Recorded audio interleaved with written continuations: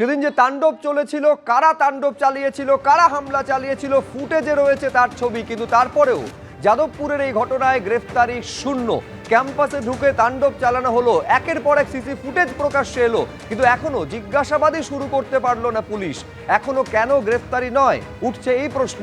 এই প্রশ্ন তুলে বামপন্থীরা যেমন পথে নেমেছে, আরএসএস এর তরফেও তারাও পথে নেমেছেন। কিছুক্ষণ আগে আপনাদের সামনে রাখলাম যে আরএসএস এর ছাত্র সংগঠন, এবিভিপি, বিজেপি এবং গেরুয়াপন্থীরা তারা পর্যন্ত পথে নেমেছেন। বুধবারের হামলার ঘটনা, বিশ্ববিদ্যালয় সেই হামলায় অভিযোগ দায়ের করতেই 37 ঘন্টা সময় নিয়েছে, কিন্তু এখনো পর্যন্ত ঘটনার 5 দিন হতে চলল, সিসি ফুটেজ সংগ্রহটুকু করেনি পুলিশ।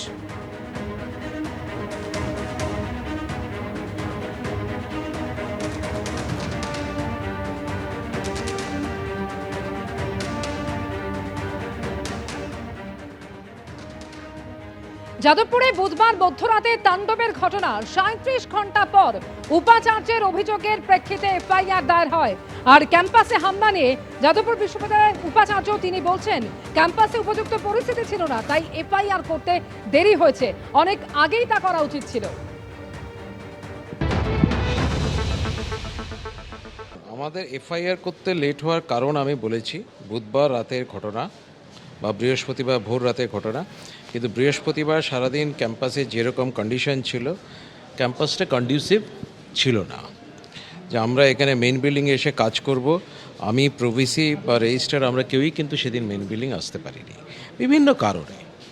তো তার জন্যে এফআইআরটা লঞ্চ করতে দেরি হয়েছে। বৃহস্পতিবার করা উচিত ছিল, বৃহস্পতিবার করা হয়নি, তার বদলে শুক্রবার করা হয়েছে। এবার তারপর শনি রবি, আজকে সোম।